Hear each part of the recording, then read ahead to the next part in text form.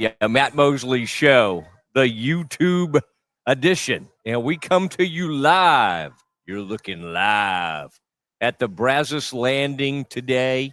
A gathering crowd out here. I love this. This is my. There's a lot of cool bars. There's a New Orleans bar, and there's this outdoor. Oh, it's the what used to be Buzzard Bellies, but now it is the beautiful Brazos Landing. But they left this outdoor bar right by the water. And some of my old radio people are like, it's too hot. It's too hot. I don't want to be out there. I love it. I love it. I love the scenes. And for my money, Scotty, this is one of the more unique settings in all of Central Texas, okay? You set up shop out here. You'll be able to see right behind us, over my left shoulder, behind Scotty there, the Brazos River. You'll see folks run by on the Bear Trail. A lot of these folks seem to be in better shape. Not than you. You seem to be in fine shape. Don't ask me to run and prove that. We'll be okay. It's scary how good a shape. I think most of them are on the cross-country team, but you'll see them run by in the background. And then of course, the fabled Foster Pavilion back there. We love this place. In fact, we watched the Baylor game here on Saturday, okay? So we do not endorse things we don't believe in, and we believe in the Brazos Landing. And this is it's just a fun bar. I just think this is fun. I think they get some misters behind us. I'd like to kind of get those right on me, Scotty, if we could direct those right over. Don't worry, I'll climb up there right away and get that on you. Please, yeah. I appreciate it. So lots to get to. Scotty Swingler with me as always. And Scotty, a lot of times we'll both be in separate studios to be together in person. Now we do the pregame show together, the Baylor, the Green and Gold Game Day show. That'll happen Saturday morning. In fact, people are vying. They're battling to see who's going to be our guest, which is kind of cool. That's going to be kind of a new contest that I run, and people have to answer a series of questions before they can come on with me. Scotty, I appreciate it. Love the work you guys have done. I love I like the set. I think some of our lunchtime audience was George was listening now, and Bryant, and they were kind of like, wait, who's setting up shop right next to our table? But it was good to have them. And in fact, they enjoyed a very good Cajun meal. And then at 2:00, first pitch on that, the Tigers and the Guardians get it on, and we got baseball all day. And Scotty, what I love is I like Game 7s, and this is a mini version of that because these best of 3 wild card series all come down to tonight. The Yankees were able to extend that series, and now you have a third game tonight at 7:00. You've got the Cubs are playing later today. That's going to be exciting. Cubs, Padres, and then Tigers, Guardians.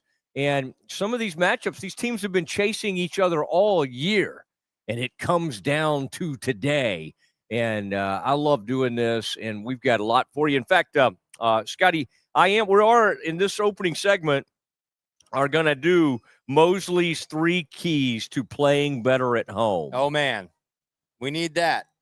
Mosley's 3 keys to playing better at home. Look, folks are kind of coming out. They actually want to feed the fish, but also I think it's to hear. There's a lot of family show. Activity going on at the Brazos Landing every day. Yeah. And boy, what'd you have the other day? You had the trio of samplers. I had a fried trio platter with fried alligator, coconut shrimp, and catfish.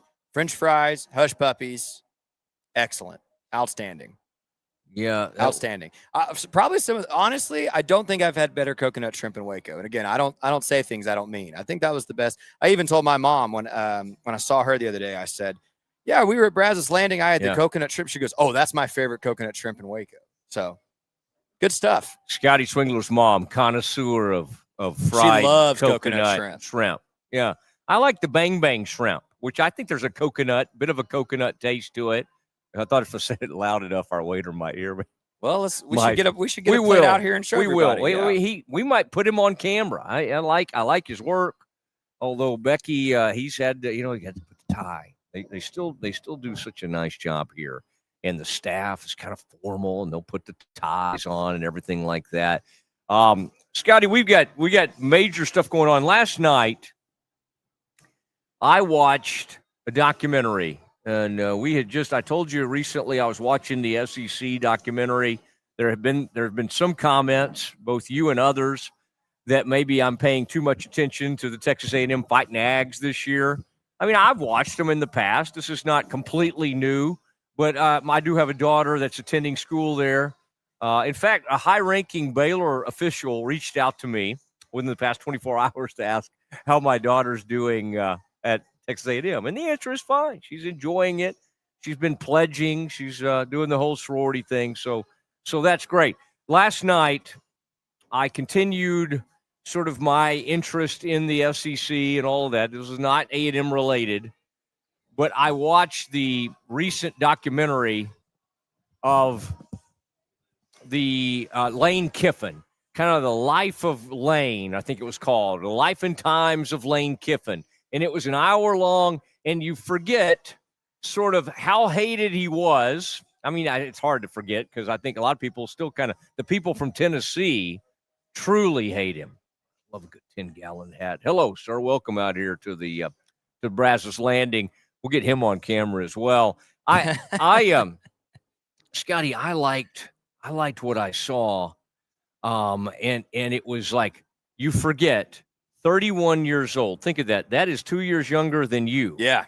He was the head coach of the Raiders. By 33, he was the head coach at Tennessee. Wow. And they were doing well, and they loved him. And then he left in the middle of the night. He left to go to USC, or didn't end well there either, even though he went 10-2 in a year when they took like 30 scholarships away, back when the NCAA still had some, tough legislation. They would come after you. But he mistimed so many things, and even though he was thought of as a young, great coach, what he was known more for was being a punk and being a youthful guy who got chance after chance, and it wouldn't end well. And he got fired on the tarmac. At USC. Bank executive Brian Fonville has entered the building. My goodness, that is great. That is great. And that's why, boy. Look, we'll just throw that C&B logo up there real quick. That's right, since Brian's here. We do it all the time. I know. It's like, oh, and I think he was just in shorts and a Hawaiian shirt today, but he quickly I think he thought he might be on camera, and he's gone into a suit. Good looking young man, and he's pretty good on the tennis court, unfortunately. Although I've played enough now, I would like a rematch. Brian Fonville has stopped by to check on the Mosley show in person. But this Kiffin thing was very interesting to me, and I found him, I have much more appreciation, empathy, whatever, because he just one day decided he wasn't spending enough time with his family. He was drinking too much. He's been sober for about 4 or 5 years. He's done hot yoga. I don't know how many opportunities there are in Central Texas to do some hot yoga. This interests me. Well, because it looks like something you could lose weight. Well, it's 119 degrees. Well, this place doesn't do they don't sponsor the Mosley show yet, so I won't say where. But there's a hot yoga. There's a brewery in town that does yoga outside once a week in the evenings. And so if you do that during the summer, might as well be hot yoga here in Waco. It counts. Yeah. So. That's interesting to know about, and I may look into it. It's like they give you like a free, if you pay for the yoga session, they give you a free beer. I think that might be a little counterproductive. I don't know if those two things really go hand in hand. My sister-in-law loves it. That's her favorite night of the week is to go. She does the yoga, and probably if you just had like one, I think if you follow the yoga with like 3 or 4 pints, maybe a little much. But again, now this Lane Kiffin, though, I just think, and his wife, his ex-wife, and this family was just a gorgeous young family, and the whole thing was he just wasn't spending time with his family, and some things kind of got away from him, and he got fired here, and he got fired there, and he got taken in by Nick Saban. And Nick Saban's done this for a lot of people. Sarkisian, for Lane. And what I had forgotten was like how close Sarkisian and Lane were. Like when Lane got hired at Oklahoma for the Raiders as a 31-year-old, they were trying to hire Sarkisian. And Sarkisian got cold feet, which was the right thing, by the way. You should get cold feet when Al Davis is trying to hire you. And he decided not to pursue it. And then Lane Kiffin, being the cocky, arrogant young man that he was, said, oh, I can do this. And 2 years later, Al Davis was, when he fired him after about 3 games of the season, Al Davis was on camera just killing him. This was circa 2008, calling him a liar. Imagine that. You're 32 years old. You've just gotten your first NFL head coaching job. Your first head coaching job of anything was the Raiders, and Al Davis is on camera. And by the way, when you see Al Davis and you're reminded of how crazy he is, then you should also know that's who Jerry Jones worships. That's who Jerry Jones emulated, was this man, Al Davis. So, and by the way, Scotty, it's good to be with you and kind of monitor kind of what you're up to during a show. You multitask. You have a lot going on. We got a lot of messages coming in, which we appreciate. Check us out, the Mosley YouTube page, and you can comment, and then we get some of these things live, and we read the ones that are very supportive of the show. We read kind of anything that comes in. So we appreciate everybody who's a part of this, and it is great to be at the Brazos Landing. You can see me now, and you can see the Brazos, the lovely Brazos River behind us. All right, a couple of Baylor Nuggets. And again, just to finish that, Lane Kiffin, they're 5-0. And then I think he realizes right now everything is about Kiffin. And today there was another big quote from him where he said there will no longer be any dynasties. The old dynasty days of the SEC are over. The days of Kirby Smart and Nick Saban stockpiling linebackers and having like 6 linebackers who are all going to be first-round picks are over, because if guys don't get to play, they go. They leave. And I just thought, my gosh, Lane, are you not getting enough attention? Do you have to now start taking shots at Alabama and these others? But I think he's right. I think he's probably right. Like I have a hard time in this day and age of kids coming and going. First of all, one dynasty has been knocked out, and that would be Dabo's dynasty at Clemson. That one has been obliterated. I don't think Georgia can go on a 2 national titles in 5 years deal anymore. I don't think Alabama can do it. I don't know. I don't know if it's out there for the taking anymore. Agree or disagree? I don't know. I think 2, maybe not 2 in a row again. That seems unlikely. I do think but you need 2 or 3 in a row to be a dynasty. Yeah, but you said 2 in 5 years. Like I think Ohio State's going to win another one in the next 4 years. Would we call that a dynasty? Maybe I've given the wrong definition of a dynasty. Yeah, I don't know. If they won 2 in 5 years, Saban would go like 3 and 5, like 3 in a row. The Georgia for a second there, 2 in a row. Kirby's saying, right. Yeah. So I think you're right. I think there's enough parity at the top to see that in this moment would surprise me. But I don't know. It is a different world, and we are still adjusting to it. And it could change next year. I mean, they could change the playoff format again anytime. It looks like they're going to hold serve at this 12-team thing for a little bit. But, I mean, 2 years from now, Matt, what if we could have the Super League by then? Yeah, the good news is we're sticking at 12 right now, and the Big Ten has not been allowed to kind of take this thing over because they want like 25 teams in the playoff. They basically want to turn it into the basketball, and they're trying to ruin the basketball tournament too. Right. They're trying to ruin the NCAA tournament. Brian, take the jacket off, man. Stay a while. I mean, you could take sport coat on. You're not on camera right now. Brian is now would be a good time to go over there and get a loan or something. Brian's not there to oversee everything. Just head over to C&B. One of their 2 beautiful locations in the Waco area, Temple and then Austin. A couple of Baylor Nuggets real quick.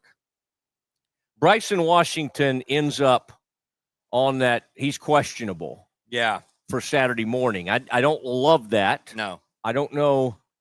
He has been banged up a little bit, and that's probably why I think some of us are like, keep feeding him, keep feeding the ball. I think he's been banged up. He's been playing through it. I think he'll play against Kansas State, but that may be why the other day against Oklahoma State, Michael Allen, Caden Knighton, that the Michael Turner. Michael Turner, I'm sorry. Michael Allen's also on the team, and he does all the devotionals. I got thrown off because I was laughing at Corey.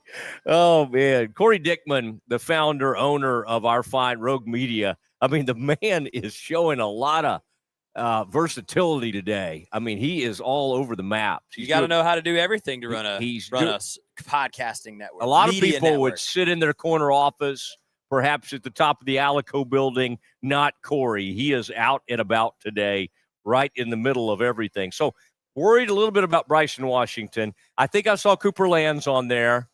Carl's doubtful again. I think we just have to go. I don't think they're going to get anything from Carl Williams this season. That's a bummer. The safety who I like, number 17. Tyler Turner. Tyler Turner's also on. I believe he's listed as questionable. So there's some of these players, and again, they've got enough guys. They'll be okay. But I think for a while it was like Carl's on his way. Carl's going to help. I know. And it just turns out that's not going to help. And you mentioned Bryson. I saw the stat today on Twitter. I can't remember who tweeted it. I'm sorry. I'm not going to attribute the individual. But Baylor, 10-1, Matt, in their last 11 games when they rush for 150 yards or better. 10-1. So, I mean, there's a lot of factors that go into wins and losses, but recent history would suggest when Baylor can run the ball for over 150 yards, they win. They win at a tremendous rate. And love Caden Knighton. Think Michael Turner's going to be a good player. Those dudes aren't Bryson Washington. They're not. I mean, Bryson Washington is the engine to that car. Yeah. Hey, is Dave Aranda like really good on the road? I just feel like we've put so much attention on since 2022, him being so bad at home. I did have that thought, and I've got some things I want to get to.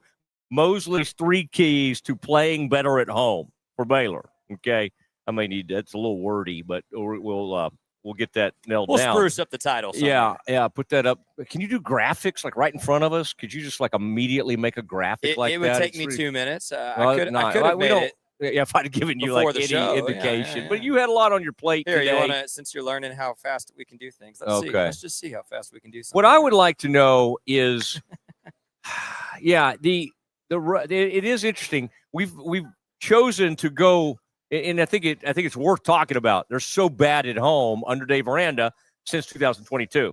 Now, if I'm Dave Aranda, I'm thinking, hey guys, could you maybe include 2021 when we had like one of the greatest years in school history? Could you not cut out that season? That's what I would say if I was in the Aranda camp. Why do you have to start in 2022? Well, that's really when things got really rough at home.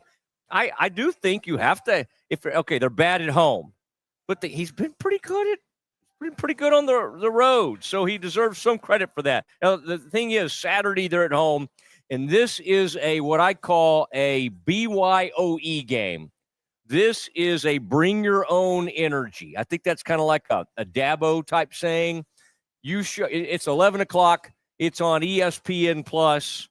I don't know that they're going to set records on this crowd Saturday, as much as I'd love to see everybody show up, and I think a lot of the season ticket holders will. I had somebody last night say to me, yes, I'll be there. And yes, I'm bringing some Kansas State fans with me. And I almost walked off the tennis court. There's a little tennis match going on. I don't like that. I don't see the point in bringing teams. And he's watching right now, Brent. I know you're watching, but I don't love the bringing people from the opposite team and then sitting with them. What I really hate, now that's one thing. What I really hate is if you just sell all your season tickets that day. Let's say you have 6 of them. And you go ahead and let K-State people sit in your seats and have horrible. 6. Those people should lose their Bear Foundation priority. I think we're looking into how to do that. I think we've only been working on that for about 20 years. Look at all those bells and whistles you have. You could see. Is that okay? And it's pretty quick. Is that what I look like right now? That is I feel like the hair probably needs some adjustments. I feel like I could have done a better job on that. But I do like that camera, that angle right there. Come in. Can you come in for a tight shot? Can you come in a little closer? Please, we don't have a live camera. Oh, okay. Man. I wanted you to. You want me to stand up and do it don't. real quick? I don't want you. That'll be. No, I'm just kidding, Scotty. It's fine. Let's continue what we're doing here. Okay. One other thing. Here comes Corey. I found. Oh, I love it. Corey. Okay. Oh, he's coming a little closer. Yeah, don't cut out my head, Corey. Okay, zoom back into where I had it though. I tell you. A little more. Oh, good. This is live production. Yeah. Right? A little more. Right, one more touch. One more. I just think it's important to let folks know we are live, right? That proves it. Okay, this is not some kind of tape You've proven thing. it. You've proven it. This is not taped. We have. Yes, we are winging it. Not daily, 1 to 3. The Mosley Show. Swingler is winging it. Scotty, this Lewis Brown, is that the young man's name? Yes. I'm troubled by this. I'm troubled. I mean, everybody, that's fine. He's going to be there next year. And now are these still your keys to winning at home, or can I change the graphic? No. Leave it up. Okay. I'll get to it. Okay, I'll get to it. My gosh. You want me to suddenly you want me to stay on time? Well, okay. Lewis, we kind of swerved over to Corey and then Lewis Brown, and oh my gosh, I just don't know what we're talking about. I've certainly never swerved before, but I'm really sorry to shock you with that. Lewis Brown, to me, I fear it's a case of like not understanding your personnel, quite enough.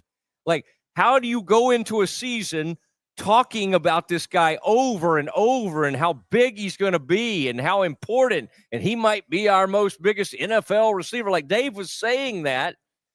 And then 4 games in, it's like he's going to redshirt. We really think he's going to help us next season. Okay. I mean, when you get these guys they got a couple of guys hurt, and that was bad. But you got to, I don't understand it. Like, and by the way, they didn't even have Ashton in that game a couple of weeks ago. Ashton was barely involved in that game. I mean, that's a game you need Lewis, and they put him out there. He didn't do much. Yeah. So anyway, we've got to do a better job of kind of identifying all of that. Now, is the graphic? Oh yeah, I love that. Mosley's 3 keys to winning at home. And we do have Campus Confidential coming up. And we may have Fonville sit in with us for Campus Confidential, kind of to see your work. To really, he's come today. Well, we've only got 2 headsets, so he can still be on camera. We'll figure it out. Okay, yeah. All right. That's gonna be a good time. Okay, we do have that handheld mic. We could the handheld. They wouldn't have ears. Whoever has that won't have ears, but they'll have a. We could do that. Yeah, I like that. We'll winging it. Yeah, that's okay, buddy. Once again, that's what YouTube's for. Okay, that's right. We're not trying to be real formal here. Mosley's 3 keys to playing better at home. Okay, number 1, start fast. Yes. Throw the first punch. And unfortunately, at home, it's not something they do. And if they're needing the Baylor line to get that done for them, you need to move on to a different era of Baylor athletics. If you're needing the crowd, if you're needing the bear walk, if you're needing something to fire you up for that, you got bigger problems than we even anticipated. So too many times it's like, oh, look, they're playing ball now. It's the 3rd quarter. Look, the defense is playing better. Oh, they're playing, how many times have we had the discussion in home games? Oh, look, late in the game, in that Arizona State game, drive, touchdown drive, another touchdown drive. What's wrong with getting off to a hot start that's not maybe has to be manufactured by going for it on every 4th down? Like maybe not. I mean, to me, again, that's part of Dave Aranda's thing is their 3rd downs are what to watch, because too many times on 3rd down, they're desperately trying to think about 4th down. Like, it's okay to make a 1st down on 3rd down. Like, that's that's allowed, in this era. All right, number 2, as we do our Matt Mosley's ways for winning at home, get some takeaways. And I'm not talking about just the ones that they got to get with Samford, because they got 3 in that game, and that seems to be taking up most of the takeaways for the season. If not for Samford, think about what their plus-minus would be this year. It would be maybe the worst in the country. All right, the pass rush is not there. I mean, if you're going to have a genius, which we're told that they do, and you're going to have a coaching genius on defense, it's kind of like what the Cowboys are experiencing right now. Okay, you don't have Mike anymore. You've got to find a way to manufacture more of a pass rush. Worst in sacks in the conference. They have to be. I think I looked at that. I think I actually saw that they are, but they have 8 sacks on the season. Aren't they 3-2? Aren't we 5 games into this season? We are. 8 sacks is an embarrassingly low number at this point. Oh my gosh. I mean, all the luminaries are showing up. Pete Souza has it. I know you want me to stay focused. Okay. The you could say the hi only to way. Pete. No, I know. We got to get Pete on the microphone though. Well, that may have to be an hour or two situation. So the only way to get the fans back and highly invested in things is to win, because it's not like we're going to have a gold out. We got an 11 a.m. We got some breakfast tacos out here. I mean, Blackmar, for me, that can get me to a game alone. What he's doing over there barbecue wise. But for the fan base, you've got to get some wins, and you've got to show that you're headed in the right direction. And so part of that, to me, starts against a Kansas State team that will turn it over. They got a quarterback who likes to run, who will end up taking some punishment if you can put bodies on them, because this team does not tackle. From a tackle rate standpoint, 2 teams in my life that are horrific, Cowboys and Baylor. They don't tackle. All right, that's a problem. So that's going to have to happen, and you're going to have to have a pick in this game. And to me, at home, you always have to win the turnover. You have to be at least +1. You'd like to be +2. Back in the days when Joey was here, people don't want to hear this. It was +3. It was a take 3 situation, and that's what they used to do. All right, third Mosley keys to home win, to getting back into the winning ways at home, which how long has it been? How long has it been since we could say they were a pretty good home team? 2021? I mean, we beat Samford. Okay, stop. All right, go back to graphics. I really love that quick graphic you did. Those are the things that really impressed me. All right. Third key to winning at home: tempo. When we talk longingly, and I guess he's showing up, Art's coming by for a big speech here in town. Everybody's sold out. But when we talk about longingly for how fun were those games? How fun was the blackout? How fun was all that? They have a team that can throw for a lot of yards. What they don't really do enough is the tempo, is getting the line of scrimmage, is no huddle, and that's what those teams did. Why did they do it? Well, part of the reason is you can't have the defense adjusting to you if you don't sub out on offense. Right. You can get up to the line of scrimmage. This team too many times allowed Arizona State to dictate things by letting those big defensive linemen come trudging out there. Yep. And then one time they had to call timeout because of it. Right. It's our own fault. Yes. It's correct. Baylor's own fault Correct. for how they handle those situations. So let's go back to this. Light up the scoreboard. I mean, like, the DNA of this fan base, and when it was at its best, and even 2021, but even not even that. I mean, the most fun that anybody was ever having was those 13, 14 teams, and and even 15 to a certain extent, because even on those teams, they were running the ball like crazy, but they were getting to the line of scrimmage. It doesn't have to be. You don't have to sling it forever. You could run for 200, 300, or 400 yards in a game. And by the way, last year when they got on that run, what were they doing? What was Baylor doing? They were running it like crazy. Matt, people forget, if you go watch that 2014 famous comeback against TCU, how many times they kept handing the ball to Shock Linwood over and over and over and getting 10, 12-yard chunks consistently. I remember it well. And I remember that game at Texas Tech, being at AT&T Stadium, and just Shock. I got in trouble that game for trying to talk to Shock on the field. I know that'll surprise you. I was hollered at by a member of Baylor's SID department. But, man, those were fun days. That was the game Levi just kept bringing everything back. You want to punt to Levi again? He'll just bring it right back all the way. How about that, by the way? This team had a really good return game last year. Right. Baylor. How about I keep waiting on Josh to break one. And, I mean, again, I'm all for Palmer Williams. Is that the punter's name? I'm all for Palmer, but we do not need another special teams punt award of the week. Like, leave that alone. Let that be in the past. a punter award. I'd actually love to see the kicker win it if we'd kick some freaking field goals in the red zone, but that's another matter. I'm anti-field goal. No, I am pro points. I am pro points. Well, 3 points is better than 0 points. That's what I've been told. And if the Cowboys had a recent deal like that, they'd have taken a field goal at some point. Cowboys are going to make a 70-yard field goal. I was going to say, Cowboys' policy is about to be once you get to the 50, you kick it. They do that. Yeah. And I think you can do it from your own 45. I think they are capable of hitting one from their own 45. Listen. Because of the way these K-balls, Pete's off camera right now. But they're going to try it, and if he hits that, it will be the wildest thing.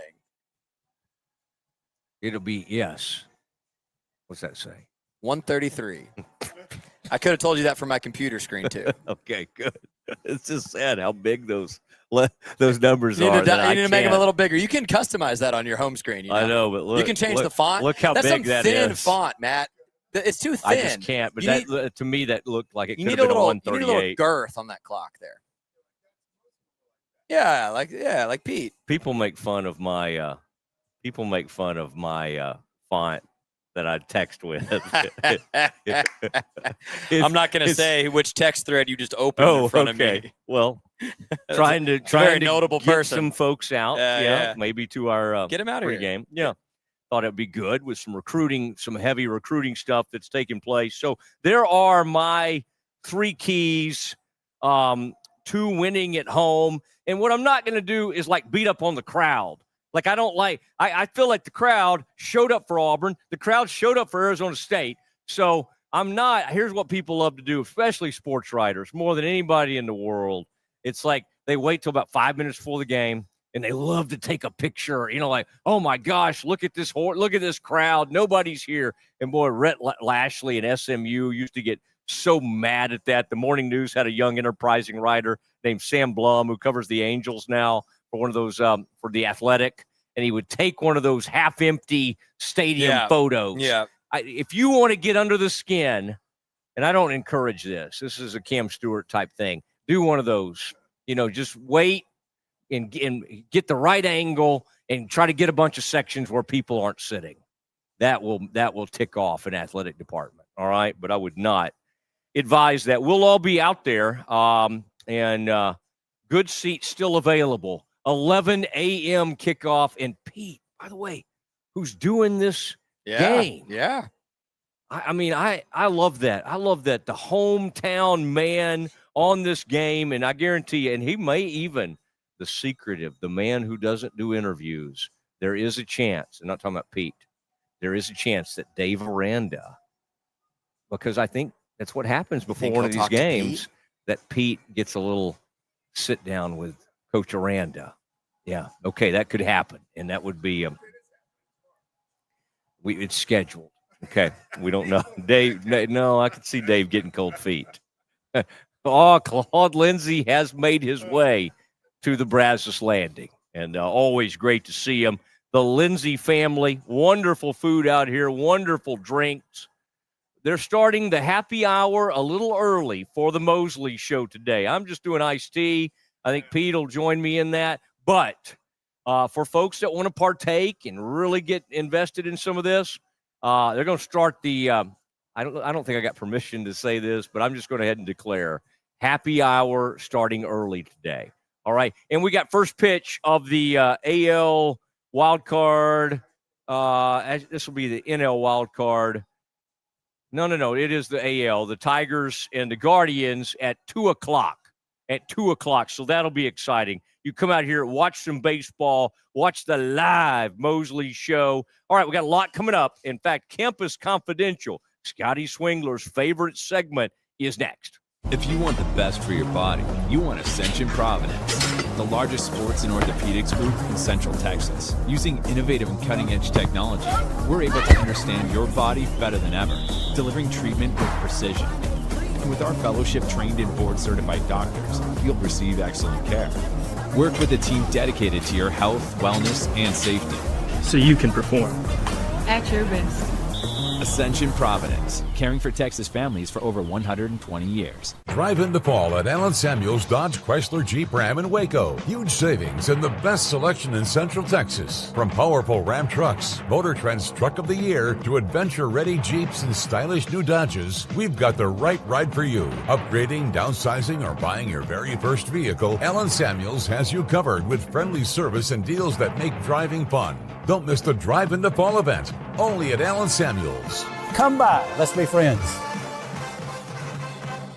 When Central National Bank decided to partner with Baylor women's basketball, we didn't know exactly what that partnership would look like. What brings you into the bank today?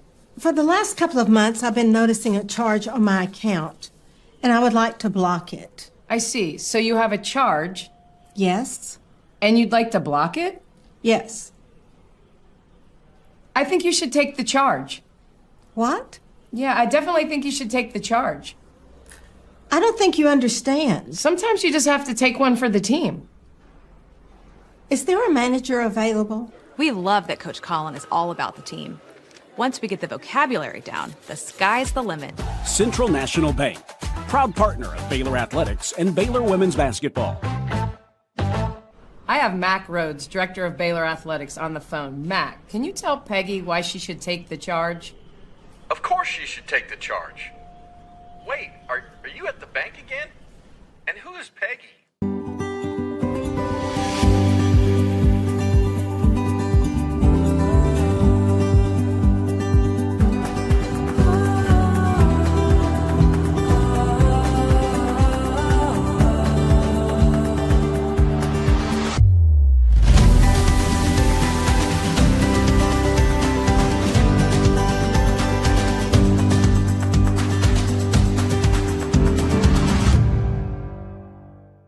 Football is back, and Underdog is the best place to make picks and win money all season long. Playing on Underdog is easy. Just pick whether your favorite players will go higher or lower on stats like touchdowns, receiving yards, interceptions, and more. Get your picks right, and you could win up to 5,000 times your cash. You can play with as little as $1. Download the app today and sign up with promo code Mosley to score $50 in bonus funds when you play your first $5. That's promo code MOSLEY. Millions of fans have already won billions making picks on Underdog. Will you be next? Underdog, make picks, win money.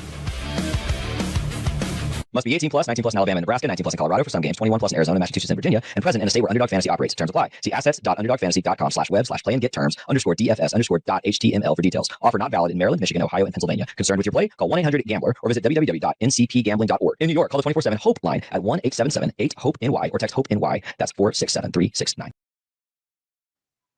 All right, Matt Mosley here. Brian Fonville joining me now on the set.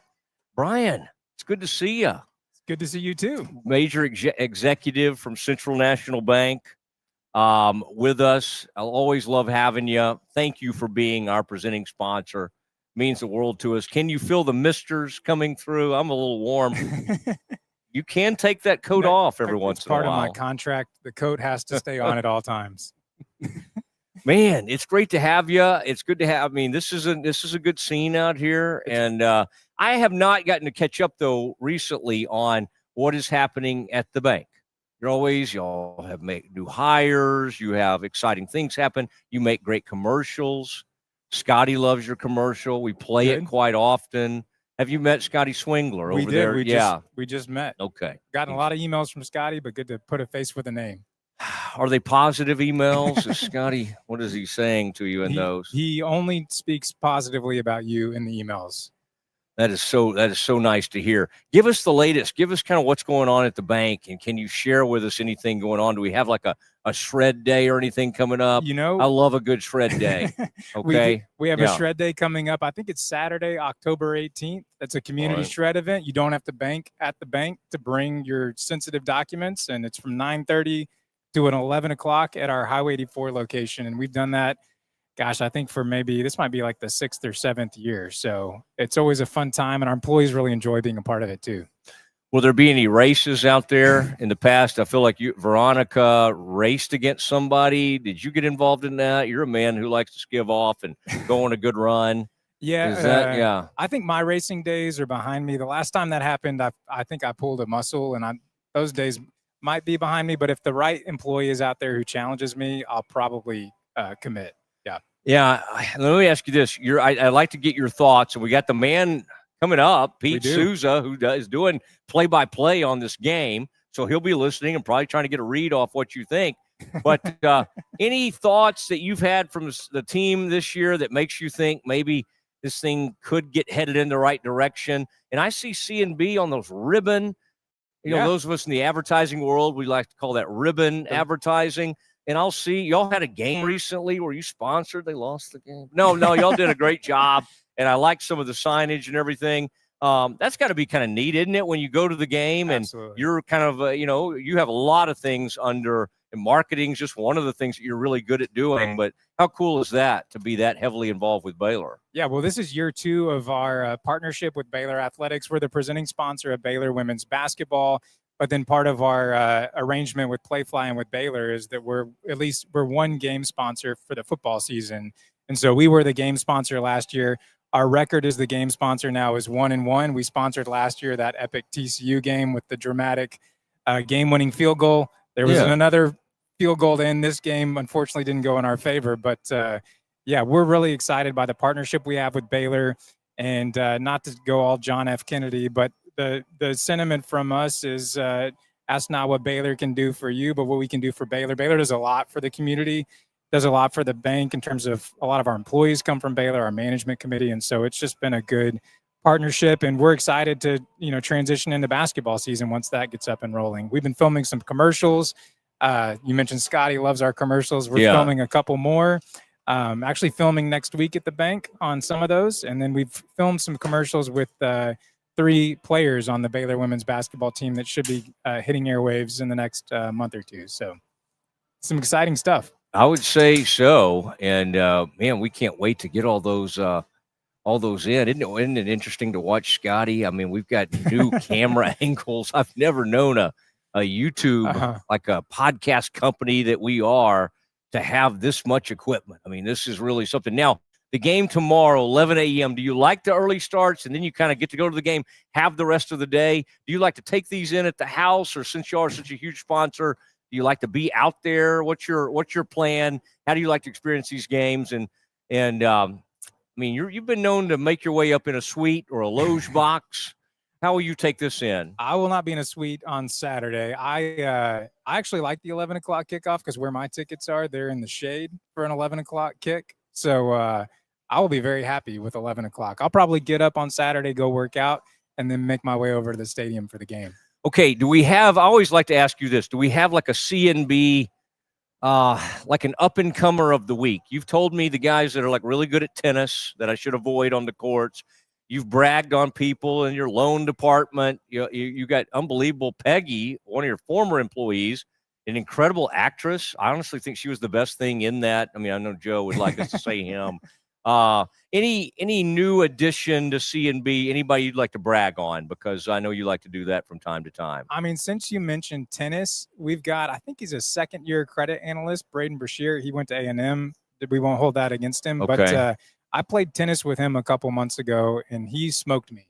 So he played. Yeah, so we might have to get a Mosley Braden tennis match on the calendar. What kind of age are we talking about on this youngster?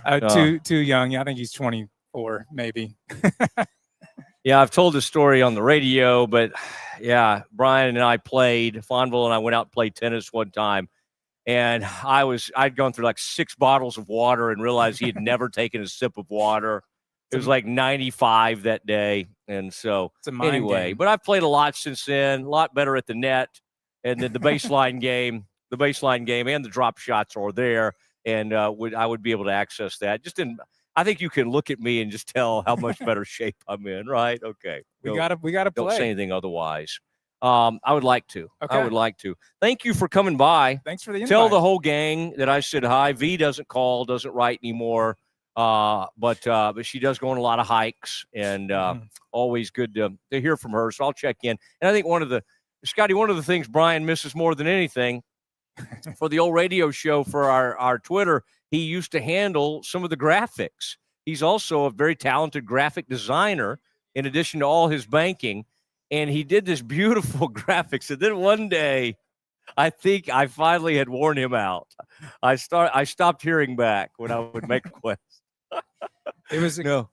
my schedule got busier. You That's did. what, yeah. You did, but it was almost like the president's the what he travels with, the bag briefcase. or the briefcase. Yep. It was like I would call somebody and ask, "Hey, could y'all do this?" And they're like, He has the briefcase. "Brian has the briefcase today and cannot deliver." Well, stick around as long as you want.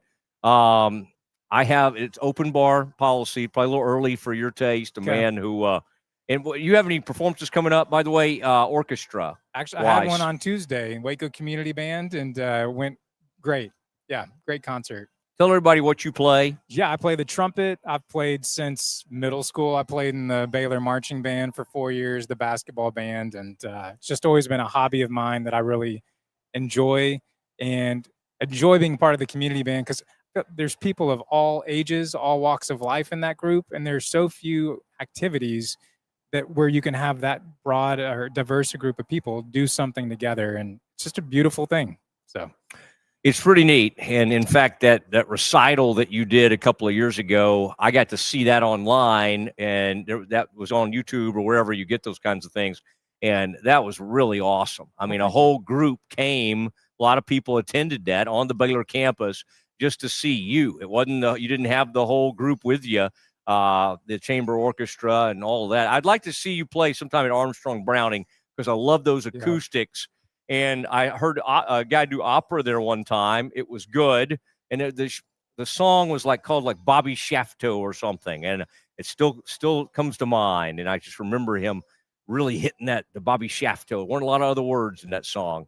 But anyway, thank you, sir, for coming by. Yeah, and being on the Mosley Show. And we're going to we're going to go to break real quick, and then we're going to come back with Pete Souza, who's calling this game, and that'll be fun. And so stick around as long as you want. Thank you, Brian. Absolutely. Thank you, Matt. All right. It is the Matt Mosley Show. We'll be back with Pete Souza in just a moment. When Central National Bank decided to partner with Baylor women's basketball, we were hoping Coach Collin would bring that championship mindset to do whatever she has to do to take our workplace culture to the next level. Well, these donuts are pretty good. Guys, how we doing? We're good, Coach. Craig! What are you doing? What do you mean? You have to dunk it.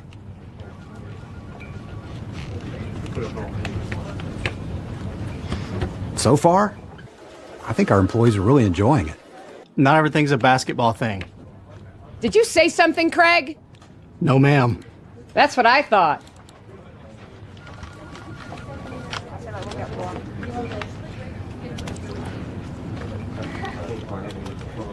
Dude, I think she likes you. Central National Bank, proud partner of Baylor Athletics and Baylor women's basketball. If you want the best for your body, you want Ascension Providence, the largest sports and orthopedics group in Central Texas. Using innovative and cutting-edge technology, we're able to understand your body better than ever, delivering treatment with precision. And with our fellowship-trained and board-certified doctors, you'll receive excellent care. Work with a team dedicated to your health, wellness, and safety. So you can perform. At your best. Ascension Providence, caring for Texas families for over 120 years. It is time. It's the Mosley Show. We just had Fawn Bull, Pete Souza. We've had a set change. Souza's here. It's game week for him. I love having you on that green and gold so much that I keep forgetting we don't have access to you because you're actually doing the game. And what's weird is if I had time, what I'd do after the game is I can't get to where I need to be in time, unfortunately, because I'd have to race up to the press box. But I really want to watch this. I guess I can record it. Sure. And just kind of see what you say about the game live and all that. Yeah, but that's got to be kind of neat, isn't it, to roll out of bed. And obviously you'll be rolling out of bed at 6 a.m. For an 11 start, and you got to get ready. But to have it locally, that's kind of a fun deal. ESPN Plus, Saturday morning, 11 a.m. I do not know what the crowd will be like. It could go either way. I mean, maybe they'll show up. Maybe they'll surprise me. But there'll be a ton of energy. I was saying BYOE. Is that right? Bring your own energy. In the broadcast booth, you never lack for energy. No, I'll be good with that. And it is a treat to be able to do a game here. I mean, it's like best case scenario. I used to, when I started doing it, you love the travel. But then as you start to get a little older, you're like, you know what? This is perfect. And for me, it's cool because most of the Baylor games I would do would be like Texas State to start the season, you know? So doing games, conference games like this are real cool opportunities. And isn't it great to be over here at the Brazos Landing? For people that watch the live show, Pete's show, now there's one day a week that you'll change it up a little bit as far as when it starts and when it ends and all that. But most days it's 10 a.m. Yeah. And Pete's in studio each day, and except when he's traveling and all that kind of thing. Does a lot of Big 12 stuff. But, man, fun to be over here on the banks of the Brazos today. Foster Pavilion in the background. You'll get to do some games there. I'm going to be doing – here's something for you, Matt. I'm going to do – this is another entree into the big time that Baylor's afforded me. I'll be doing games for NBC this year too, because NBC has a lot of Big 12 games. So when that happened, they looked to expand some of their coverage and personnel calling games. And luckily I was one of the people. So I could be over here at Foster doing an NBC game, a Peacock game. Isn't that nuts? I mean, the opportunities continue to roll in, and I'm glad. I'm really happy for you. And I will keep. I was thinking about giving up Peacock, but if you're going to do some Peacock no, you're going to just do it for Scott Drew, okay? Because you want to see him. You have to see him. I was really wanting Scott to stop by our set Saturday morning with some of his new players. But I think here. they've got they're a going to be major recruit. I know. I'm told practice that morning. Oh, really? Probably. Practice that morning. Now, that doesn't mean they can't come over to the game after practice. Yeah. But that would conflict with my pregame. Yeah. So what time? Okay, so at 11, they'll come to you, like right at the top. They'll come out everybody will be watching College Game Day across all the networks and everything, and then boom, you're on. Who are you doing this one with? Lige Duzable. You heard of him? So he played at UCF, and then honestly, he had a 10-year NFL career playing defensive line for the Giants and the Jets. He was one of those dudes who fought his way onto squads, literally would be, I mean, he would be on a practice squad, then he'd be a roster guy, but he legit played 10 years in the NFL. And he's a good personality. He does a lot of CBS sports stuff. He's in their studio a lot in Orlando, but he does a good job. Say his name again for me. Lige Duzable.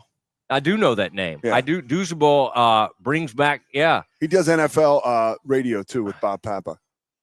I'm going to be coming late from the pregame. I'll be just a little late. If y'all want me to do some sideline works, we have a sideline reporter. Dang it. I was hoping you did. Tori Petrie. Yeah. No, there's some things. Tori will do a great job, but there's just some insight I think I could bring you that Tori might not have. I got good insight now. We talked to Chris Kleiman today. Okay, this is the K-State coach. Yeah. And so in doing these games, Pete gets access to the staffs and then sometimes some key players on the teams. Yeah. And they do this in the NFL. They do this in college. And so Pete gets to hold up. And so today I would imagine some kind of Zoom type. Well, we did the Zoom this morning. Okay, with Kleiman. Yep, and we did Matt Wells yesterday and Joe Klinderman. So now we're done with Kansas State, and tomorrow is the Baylor guys. Yeah, Matt Wells married one of my really good friends from Baylor. Really? Yeah, Jen Wells. Jen Dirks. She was from California. Yeah. Very attractive young lady. And the first time I met him, it was after the Bears beat Tech in overtime. And I thought, this is not going to be a good time to meet him. And Jen and my wife were friends too. And she goes, hey, I want you to meet Matt. And it was 2019. Yeah. That was a great win. His first question was not like, hey, good to meet you, whatever. I just thought, I'm sorry, this is not a great time to be. He was like, did you date my wife? No, he did not. Yes. He wanted to know. And I was like, I may have wanted to. I don't recall that. That actually came to fruition. But very, very nice family. And in fact, one of their children, little insight for the game, perhaps, is like a recruiting person here. Oh, really? With Baylor. Thank you very much. Matt Wells' daughter. I'll double check with mom to make sure that's still the case. Yeah. But came here and has been working on the Baylor recruiting staff. So funny you mentioned that, because yesterday we were doing our meetings and talking to Coach Wells, and I said, hey, you're no stranger to coming to Waco and Baylor. And he got this huge smile.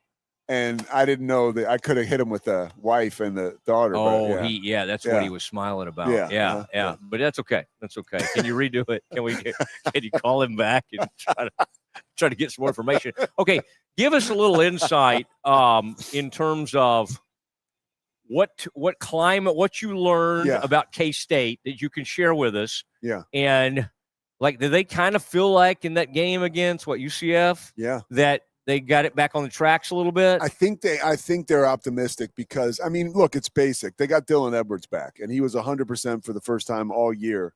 He played like 4 or 5 plays prior to the game on last Saturday, and he ran for 166 yards. And he was supposed to be, I mean, this is the reason why they were ranked 17th in the country, were Avery Johnson, Dylan Edwards, and Jace Brown. Jace Brown was banged up last game. He didn't play. But they still got Edwards back and had an explosive offense. And Jace Brown is a game-time decision for Saturday. So that's a big deal. And we couldn't get Coach to tell us really either way. We just know he's a game-time decision. So that's not any breaking news. But if those 3 guys are healthy, Baylor's got an issue because those 3 guys have not been healthy together all season long. And those 3 guys are the reason that they were ranked 17th in the country. One of the big reasons preseason. So that's concern. I mean, it is somewhat concerning for Baylor. The good news for Baylor, status-wise, is that there's a possibility that there'll be a lot of wide receivers that are hurt for Kansas State, right? And that will give Baylor an opportunity there. Scotty knows the exact year, but if you ever wanted to reference something during this game, I know you came to me for a lot of research here, but the Bears knocked off Colin Klein in K-State when they were number 1 in the country. Oh, really? 2012. Okay. And so that was a huge moment for RG3. There was that Nick. Okay, Robert was gone. He had been drafted number 2 overall by the team formerly known as the Redskins. And Baylor had gotten off to a rough start that year. But Nick ended up, that was a huge win for Baylor. I would imagine. But Colin Klein, who will someday probably be in the College Football Hall of Fame. Yeah. He was that great. And then another game going way back before that, when K-State and Baylor started being in the Big 12 together, was when Michael Bishop came to town. Dude, he's awesome. in the College Football Hall of Fame just in the past couple of years. Yeah. And I was able to talk to him at some point, and that's always a neat guy to bring up because people think, like, before there was Michael Vick. No, I mean, Michael Bishop was amazing. He was awesome. They were ranked atop the college football for that whole season, pretty much, I think. He was incredible. And I think they lost in the Big 12 championship. They got and I upset remember that year this. in I remember 98. this story. I remember this. Chuck Reedy and Baylor, he wanted to come to Baylor. Michael Bishop he was a Texas kid. Yeah. And he came in from junior college, like Blinn or whatever.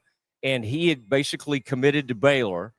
And Dave Roberts was hired. Yeah. And told him, we don't need him. I don't want a junior college quarterback. And so he ended up at K-State. So there's another thing you could kind of get into. Baylor missed out. I had Reedy on recently, and he brought that up. Okay, on the Baylor end of things, you heard my keys to being better at home. You'll obviously hit on some things. I know you kind of keep it positive for the most part. But, I mean, Sawyer, right now, the numbers are what they are. I know we can look at it, and we look at it closer than most people and go, well, he wasn't good against Stanford. He wasn't good. But most passing yards in the country, most touchdowns in the country. Yeah. Like, it's interesting. It's a bummer they're not better record because I think maybe he could make an outside shot at the Heisman. Well, and to your point, and I looked this up the other day, his numbers are actually almost better than RG3's were in the first 5 games when RG3 won the Heisman Trophy. The thing about that was Baylor was 4-1, right? Like, and here's Sawyer at 3-2. And, we'll see what happens. If this team can kind of turn the corner like it's done with Dave Aranda, kind of like he's almost like a Wayne Fonts, when you think he's out of it, boom, there he goes. And right at the end of the year, and then you're like, man, this guy is amazing when the pressure's on. And I'm hoping for Dave and for folks at Baylor that can happen. I think, and Scotty and I talked about this a little bit on my show. You did a great job of just assessing it. We are too close to it. I think we kind of almost lack the appreciation for the firepower of the offense. But at the end of the day, if you are a Baylor fan, all you care about are wins and losses. Yeah. So the numbers are for the fans almost from other areas of college football and football in general. But the bottom line is Sawyer Robertson is playing as good a quarterback as anyone in the country right now. I talked to McShay this week, and he was breaking down with me, Todd McShay was, the draft analyst, how a lot of these quarterbacks who are expected to be good, like Nussmeier, they're not as good as folks thought. Aller, right? They're kind of falling down draft boards, and Sawyer's rising up. So that's cool. Yeah, that and boy, you've got all kinds of talking points. This is gonna be great. You're gonna have fun. I hope you get a good game.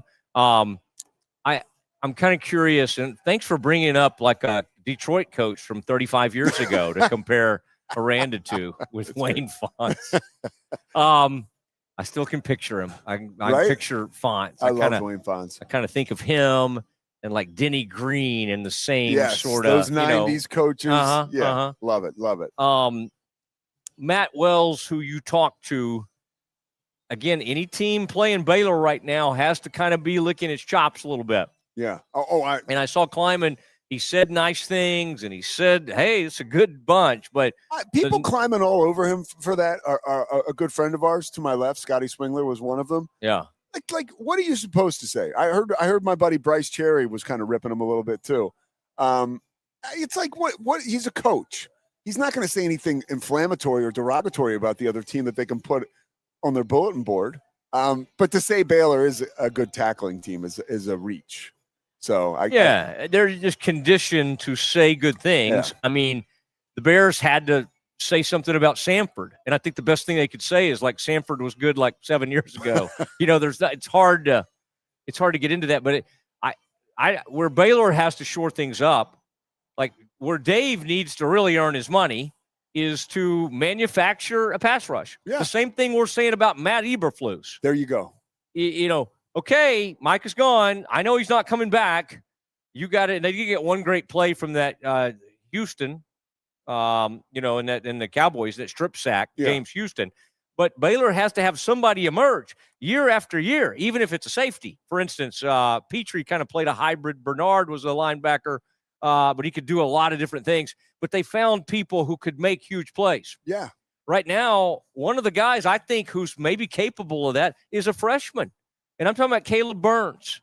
And right now he's questionable in this game, by the way. And Bryson showed up on that injury report. Yeah. And he's going to go, though. He'll go. Because remember, Aranda said in his press conference this week, did you watch that? It was classic Dave. And this is why I think we missed the mark with how awesome he is. He told the story. He said, I was walking around Stretch. This is on Monday morning, before his press conference. Yeah. And Bryson said, Coach, they can't get me, Coach. They can't get me. And I said to him, they're trying to, man. They're trying to. But he talked about, I think that Dave wants Bryson out there.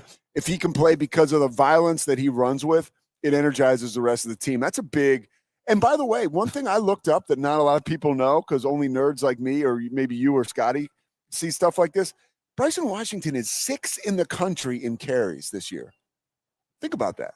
That's quite the load for that dude to handle.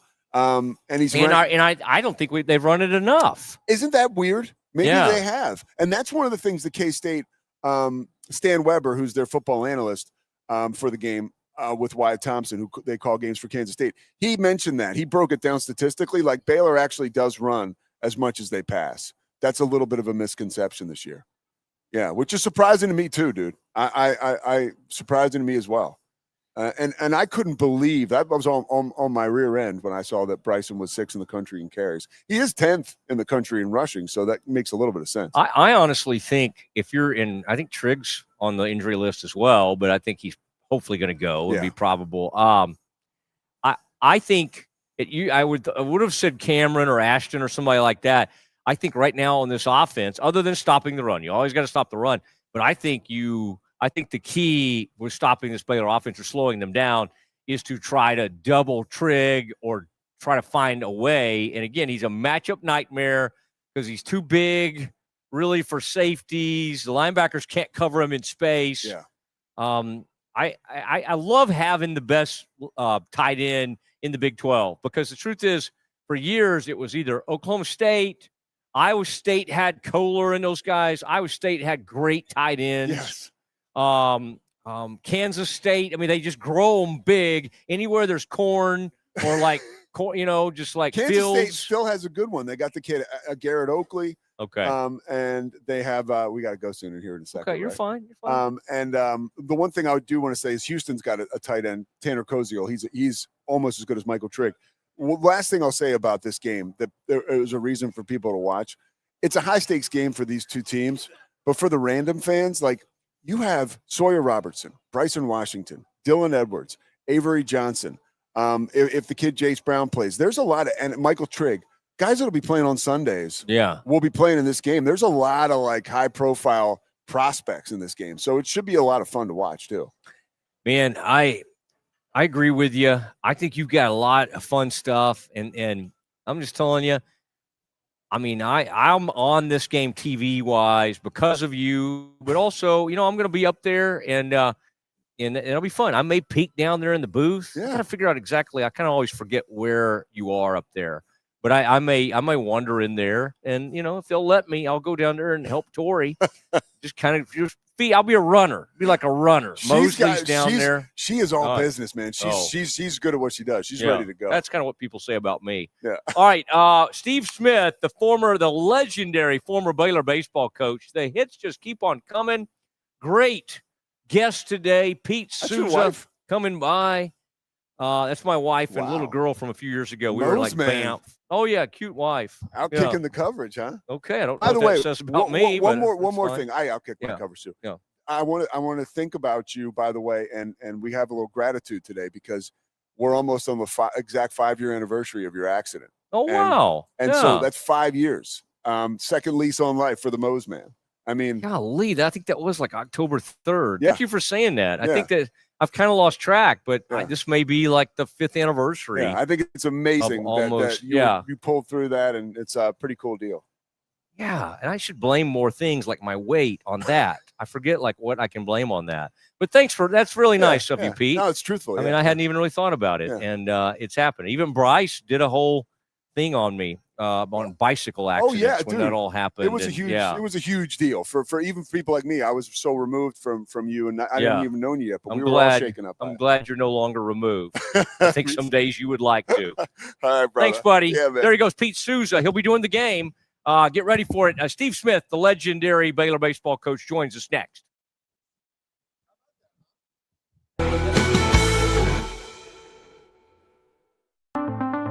Transform your workspace with Hanomi Ergonomics. From adjustable chairs to standing desks, we provide solutions for comfort and productivity, whether at home or in the office.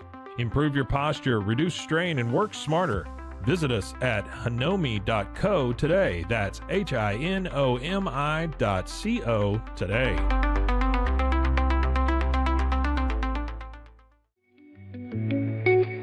Unlock a world of convenience with Mosley Box, your one-stop solution for personalized subscription boxes delivered right to your door. Each box is tailored to your tastes. Experience the joy of surprises. Subscribe today at mullybox.com. That's MULLYBOX.com. Unlock your full potential with Onnit, your go-to for premium supplements, fitness gear, and wellness essentials. Whether you're training hard, recovering faster, or just looking to feel your best, Onnit has the tools you need to perform at your peak. Visit Onnit, that's ONNIT.com, and elevate your mind, body, and spirit today.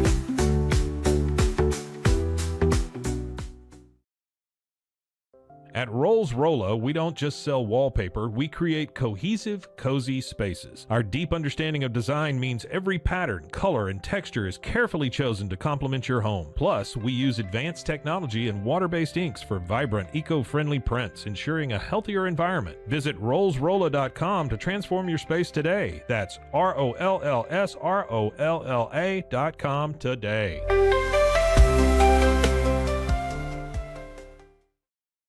Relax with Hemp Delicious. Organically grown hemp, massively blended with delicious organic herbs, responsibly sourced for their holistic benefits.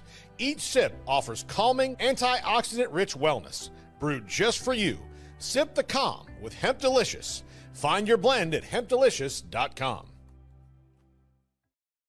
At It is the Matt Mosley Show. And this is great to be out here at the Brazos Landing.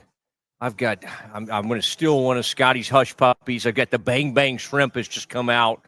And Steve Smith, the legend himself, now getting ready to join us. Steve, I wanted you to be out here. I wanted you to be eating some, it used to be the beer cheese soup. They now call it the swamp soup. I'm looking at it right now. It's like some form of gumbo. This is a thing, Steve, you've been all over. You've been in the South. I think you appreciate some Cajun food. Thank you for being with me today. Well, Matt, thank you for having me. It's a nice break in the routine out here at McGregor High School. Thank you. All right. Now, are you still the baseball team? Y'all had a kind of a breakthrough last year. You are one of the greatest college baseball coaches in the game.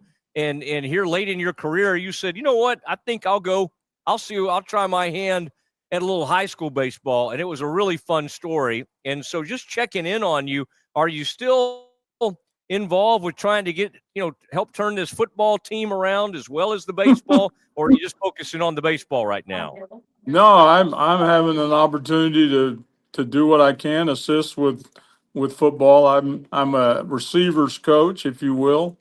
If you ask me what our record is right now, I'm going to tell you it's 0-0. We start district next weekend. We actually have a bye tomorrow night, so we will we get to start 0-0 next weekend. You had a close one against Hillsboro. I think that one went to double overtime to open the season. That would have been a great one to get. I know that was tough, but you will get them headed in the right direction. So, man, it's fun to have you. I got to, this Substack you're doing as if you didn't have enough. I mean, you've gone from, semi-retirement at one point to now coaching, teaching, and now you decided to add, a writer on top of it. Now, people that don't know, you've got your PhD and master's, and you've got a lot of different things going for you. In fact, you could easily be an athletic director at a college, and I know you've thought about different things, but now this Substack, and I'm a longtime sports writer, and I still don't have a complete understanding of the Substack. But I'd like to know, and you're doing that. What caused you to do that, and what do you find yourself, Steve? Are you the one I kind of looked at recently had a bit of a religious bent to it, and you're obviously, especially your time at Baylor, you're a guy that's strong Christian, strong in your faith. But what made you want to do this, and how often can we read you? How often will stories come out on the Substack? Well, you're blowing a whole lot of smoke today, so I'll try to blend a little truth in there, so no one will go away disappointed today. But I've been writing a lot. The job I have out here, I oversee dual credit kids mainly in the classroom for about 5 hours a day, and they're about as easy as it gets, and so I have a lot of time. And even before that, though, going back maybe 20 years ago when I was still at Baylor, I had someone then encourage me to write a book. And I really didn't feel like I had, at that point in my life, I had that much worth saying. And so I started and stopped a few times. But when I landed out here this time last year, I kind of reopened it. And now I feel like, not that I'm at the end, but I've gone through some things that have given me some perspective coming out on the other side that I think I can share. And Substack is really, it's just a place where anybody that has a thought that wants to get it out there can publish it. And I thought I would just test the market, if you will, and see if any of my thoughts were of any value to anyone else. And so I've got plenty of inventory. Believe me, I've done a lot of writing, and I'm just trying to see what I've got that might be of value to somebody else. And so I think you could expect something on kind of a weekly basis. Do you think you would have, Steve, was there any aspects of this NIL transfer portal era that you would have enjoyed or maybe excelled in? I mean, I think you would have found a way because, people that want to do this have to find a way. You're either good at it or you have to move on down the road. Is there any of it that you would find interesting, or do you find yourself, when you kind of watch what Mitch and others are dealing with and a lot of your old friends that are still coaching at the collegiate level, do you find yourself saying, I'm really glad I'm not doing that? No, I don't find myself saying that at all. And that's not to suggest that what they're doing is not really hard and really challenging. There's two different aspects to what you mentioned. One's the portal and the other's NIL. The portal, baseball had its own version of the portal, a number of years ago, in that people in baseball could transfer and be eligible right away. And there wasn't a place for them to declare it so that everybody knew about it. It usually was done, with people recruiting guys, and it was done in shady ways. But a kid could transfer. We had a number of them that transferred in. We can go all the way back to Charlie Carter back in 1999, transferring from Texas. But there was others along the way. So the portal to me is just a way to allow a guy to transfer and to find a better opportunity. I think that's good. NIL, is another animal. And, the private schools like Baylor are in the sport of baseball, have always been at a disadvantage financially because of the cost of attendance, because we were all limited to 11.7 scholarships, and you signed guys to percentages. And of course, the only thing that really mattered was what percentage were they having to pay, or what amount. And that amount was always higher, obviously, at a private school, and particularly at Baylor. Well, now, institutions can go 34 fulls. Okay, so right now, today, if they chose to, Baylor and anyone else could go 34 fulls. And so your scholarship to Baylor would be the same scholarship as you would get at Texas. So that's a good thing. The second part of it, the NIL part of it, well, now all of a sudden that really, to me, NIL is sort of a measurement of the importance of the sport to the fans. How much of the revenue share is going to, the football and basketball, and how much NIL can be generated by members of that sport. That's really almost a measurement of how important the sport is to the fans. Arkansas is an interesting study. Have you talked about Arkansas any this week with them making changes in the football coach?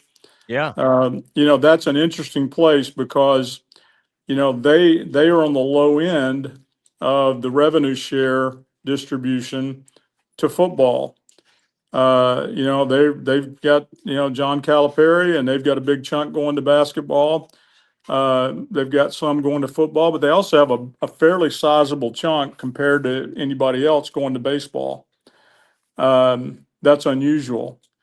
And now they're kind of coming to face the reality that it's hurt them in baseball. That's hurt them in football. Oh yeah. And it sounds like they're going to ramp that up. So those are the issues. But the playing field is at least level now in terms of scholarship.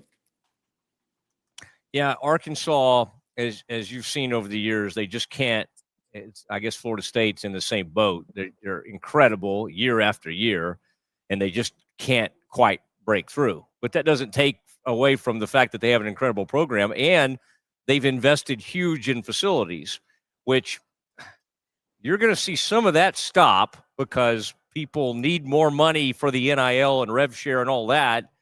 And maybe it won't quite go as much into facilities. But it makes sense to me at Arkansas, Coach, because they're so great at baseball. Why not keep feeding money into something you're great at? But you're right. And by the way, it's always after you get fired or a coach gets fired, right? The next coach, everybody's sitting on the sideline. They're like, okay, you'll see Oak State, you'll see Oklahoma State. Tons of money will come into that program now.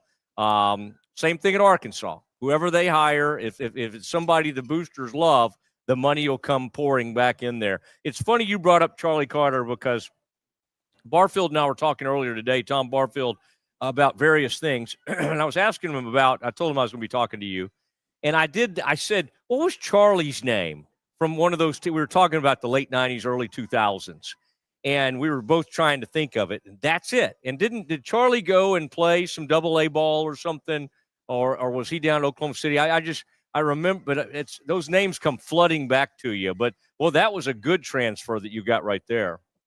Yeah, there's some humor in that transfer. I mean, Charlie was at McLennan, and back when Coach Gus was still at Texas, that's who signed him. And so Augie came in his first year and inherited, the team. And Charlie didn't have a very good year, and so Augie sent him packing, and so he just came on up the road to us and hit all. I mean, I think he hit 399. I mean, he almost hit 400.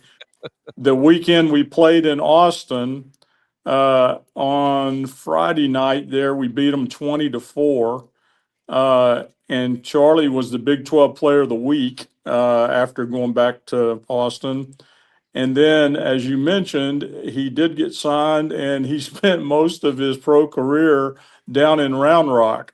So I used to laugh at all the times, probably, that if Augie ever read the paper, he had to keep being reminded of Charlie Carter. But Charlie had a great year, academic All-American of the Year, and and was Big 12 Player of the Week when he goes back to Austin. So it's always good. Augie has that YouTube that you've seen it. There's that video, and those things last forever, where he's dressing them down. And I think for the most part, people don't mind that. I think they kind of use that sometimes to go, "This is what it used to be like. This is what it was like," in a clubhouse after a loss. Steve, now I think you kept it probably a little cleaner, I would think, knowing you than Augie. But are you kind of glad there's not more post-game scenes still floating around from some of your games over the years? Oh yeah, I wouldn't have wanted to be taped. That's for sure. And I tell people that there's few things that they've heard that I haven't said. And one of the things that I learned, and it's a hard lesson, but meeting right after a game when your emotions, the game's emotional, and right after the game is generally not the best time to have a meeting. And so I tried to back off of those for that very reason. But it really did give me, anytime you make a mistake or say something you shouldn't have said or whatever, and you're willing to own it, it does give you an opportunity to stand up in front of a group of young men and just show them how to be a man. And not that I looked for opportunities. I didn't try to create those opportunities, but the game will do that to you. And that's a lot about what the Substack, you asked about why.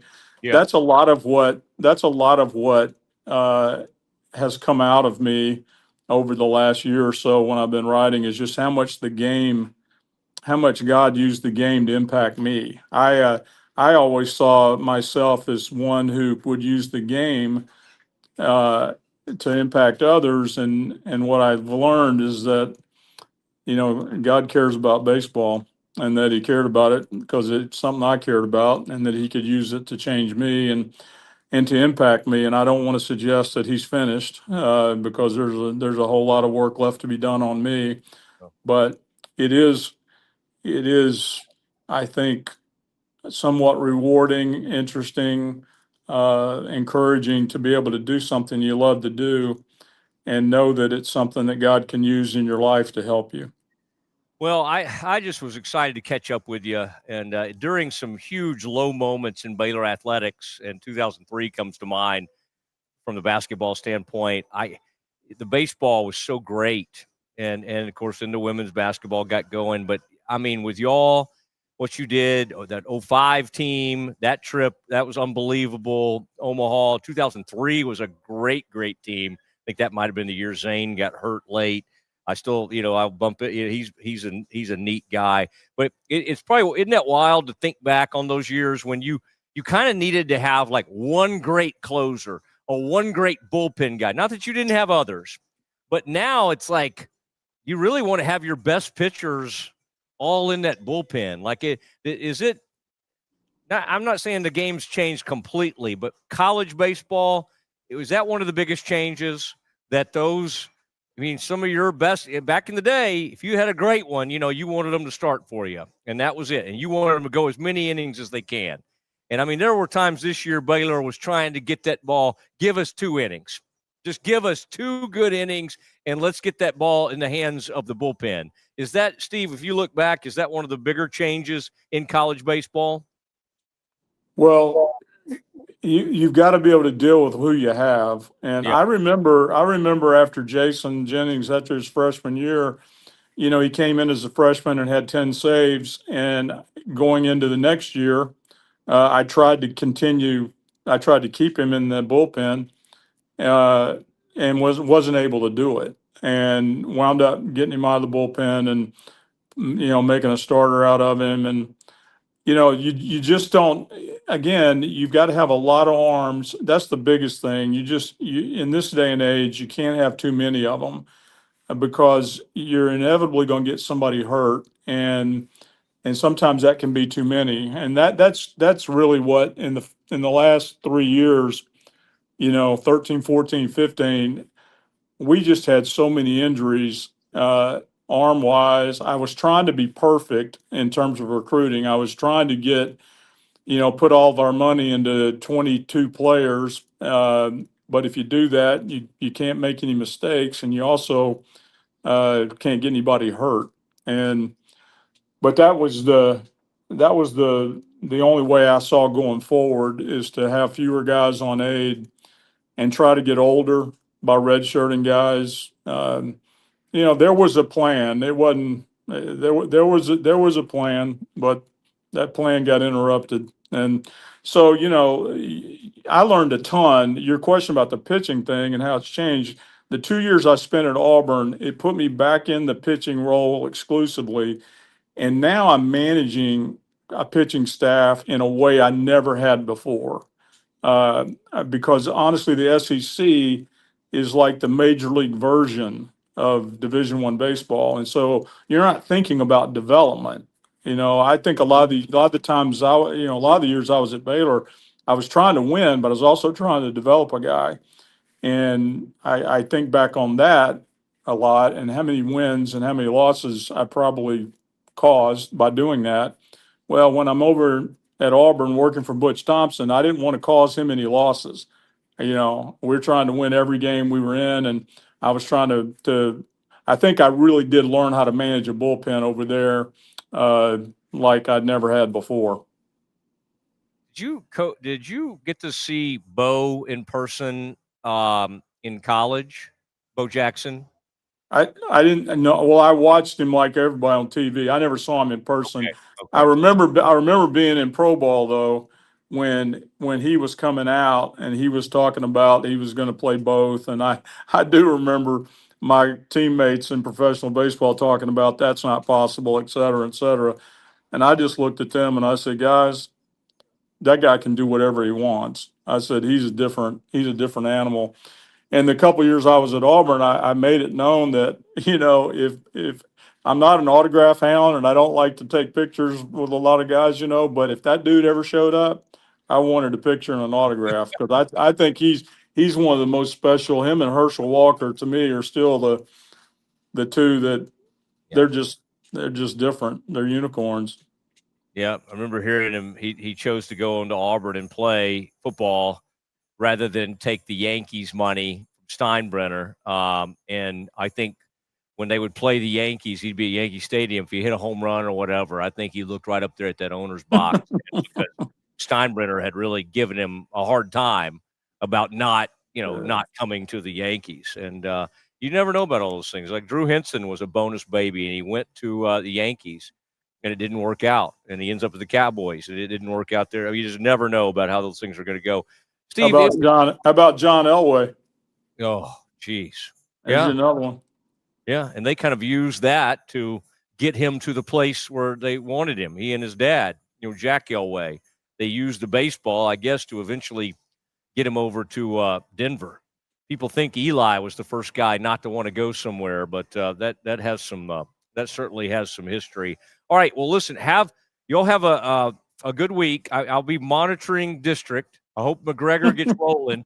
I'm going to be looking at those receivers to see if they get in and out of breaks and see how much separation they're getting. Okay, that'll be a direct reflection on you, obviously. And then we'll keep an eye on the baseball team this year because now you've had a year under your belt with them, and I bet you are going to continue moving in the right direction. So, Steve, I appreciate it. We'll keep reading, and it's fun having you on. All right, Matt, I appreciate it. It's been fun being out here at McGregor. It's a lot of good people, a lot of great people, and there are a lot of fun people to work around. Thank you. You bet. There you go, Steve Smith, the legendary coach for Baylor. And Scotty, I'm looking at those years. I mean, they could have gone to Omaha 2011, 2012, 2003. They went to the College World Series in 2005. The 99 team was insanely good. I mean, they were great. And Mitch and Steve were, they were the guys. They were the men. And unfortunately, they got a little crossways, and we don't need to get into all that. But there was a time for a long period of time where that Baylor baseball, and that's why young people, well, your age, by the way, I mean, it's hard to remember when they were that great. I mean, you showed up right after. Yeah. Well, they were great. They were probably still good in 2013. Well, and I'm fortunate I grew up in Waco, so that 2000, you saw that. That 2005 team is the first team that I have vivid memories watching. Michael Griffin was my favorite player on that team. David Murphy was on that team. I was very excited when Murphy played for the Rangers later, obviously. And then my freshman year, Matt, year of the Bear, 2011 and 2012. I was lab partners with what was his last name? Jake, the shortstop. Oh, dang. The one that it happened to against Arkansas. Yeah. Yes. Yeah. That one. And that team should have been in that World Series. He was a good player. He had the least errors of a shortstop in the conference. It was unthinkable what happened in that game. And it happened in the ninth. Yes. And they were up 3-2, I think. Yes. Yeah. I was there. There. So I was very close with that team, and then that 2005 team I have very fond memories of. So I saw some of Steve Smith's better teams growing up here for sure. And just so you don't get any fan feedback, I think Murph was on the 2003 team and not the one that went to Omaha. Oh, okay. Maybe I'm mixing them up. But no. He was right back then. So you're totally in the right era. Yeah. And I got to cover him with the Rangers, and you've probably met Murph, but I haven't. I would love to. He's just, he's as nice as you would imagine. And it was just funny because after a game, he was like the most Baylor guy ever. But he was on the field, he was extremely intense. And then you get in there and go, Dave, whatever. And you just could not imagine how kind and everything. You're like, this is a Baylor guy. I wonder if Muncie's like that. I don't know exactly. Never met him either. Muncie. Yeah, Max Muncie. I have met him. We should get him on the show once season wraps up. Why don't we do it? Yeah. They happen to be in the playoffs. He's playing third base right now. But once it's over, we'll try to get him on. Let's do some Campus Confidential. Scotty's got some great stuff, and there's a lot going on in college football today. We'll react to all of that next. If you want the best for your body, you want Ascension Providence, the largest sports and orthopedics group in Central Texas. Using innovative and cutting-edge technology, we're able to understand your body better than ever, delivering treatment with precision. And with our fellowship-trained and board-certified doctors, you'll receive excellent care. Work with a team dedicated to your health, wellness, and safety. So you can perform at your best. Ascension Providence, caring for Texas families for over 120 years. Drive in the fall at Allen Samuels Dodge Chrysler Jeep Ram in Waco. Huge savings and the best selection in Central Texas. From powerful Ram trucks, Motor Trend's Truck of the Year, to adventure-ready Jeeps and stylish new Dodges, we've got the right ride for you. Upgrading, downsizing, or buying your very first vehicle, Allen Samuels has you covered with friendly service and deals that make driving fun. Don't miss the Drive in the Fall event, only at Allen Samuels. Come by. Let's be friends. When Central National Bank decided to partner with Baylor women's basketball, we didn't know exactly what that partnership would look like. What brings you into the bank today? For the last couple of months, I've been noticing a charge on my account, and I would like to block it. I see. So you have a charge.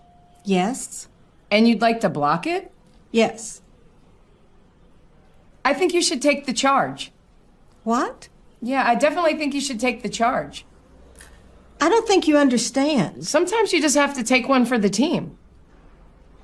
Is there a manager available? We love that Coach Colin is all about the team. Once we get the vocabulary down, the sky's the limit. Central National Bank, proud partner of Baylor Athletics and Baylor women's basketball.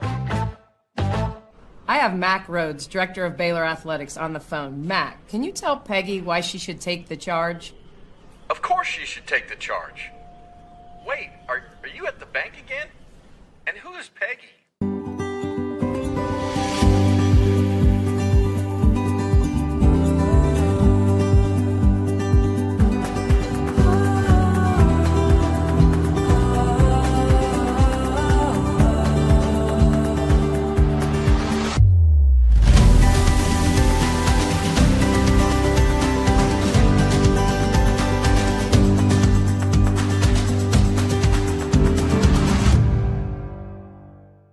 Football is back, and Underdog is the best place to make picks and win money all season long.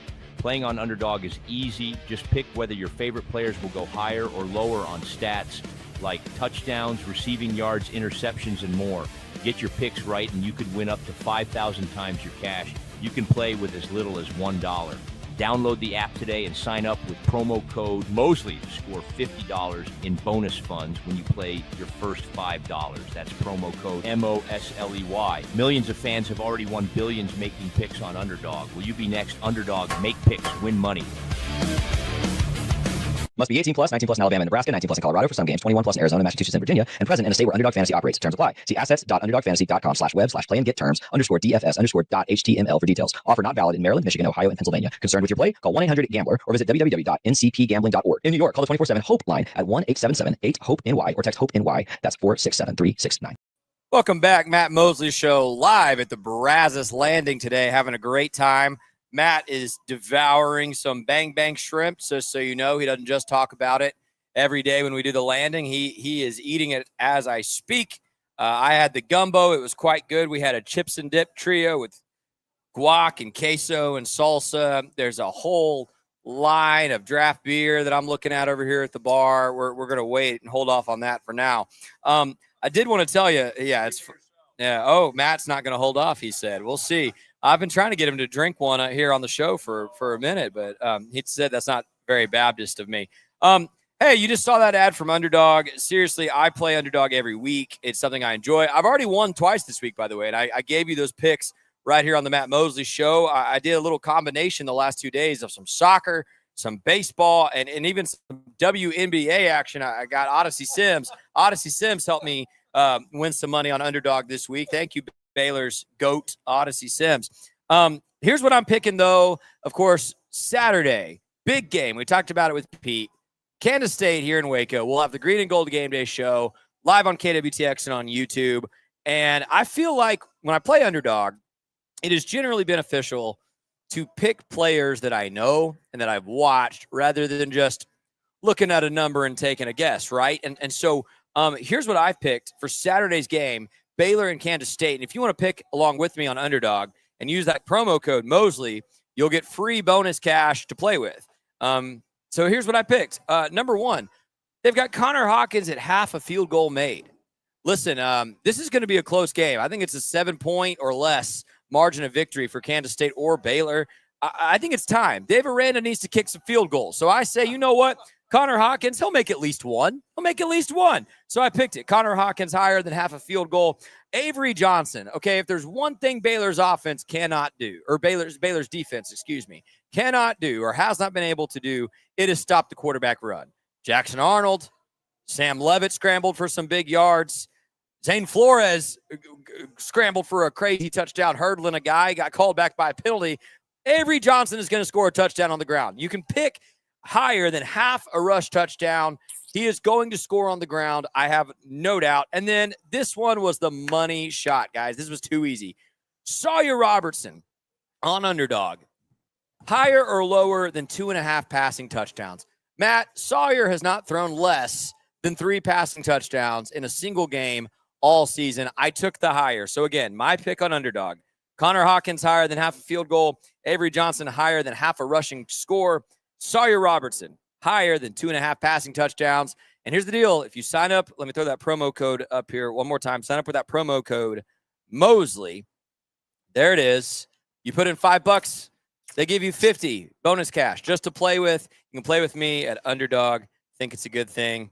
Have some fun while you watch that Baylor-Kansas State game this week. Man, good stuff. Scotty, playing Underdog, and the WNBA thing you mentioned made me think of this.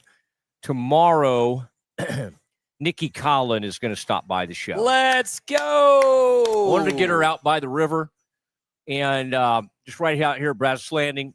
She likes to come by here and spend a little time, and they had something going on. But tomorrow, she will be on the Mosley show, and that'll be great because the Baylor women should be good this year. Yeah, they're bringing back a lot of great players. They've added some players, and so we'll get into it, and it'll be fun to have her on screen. All these things. Let's ask her about her Yeah. performance here in the CNB ads we've been running. Yeah, I think we'll bring that up. In fact, Central National Bank was featured prominently earlier in the program today as Brian Fonville stopped by.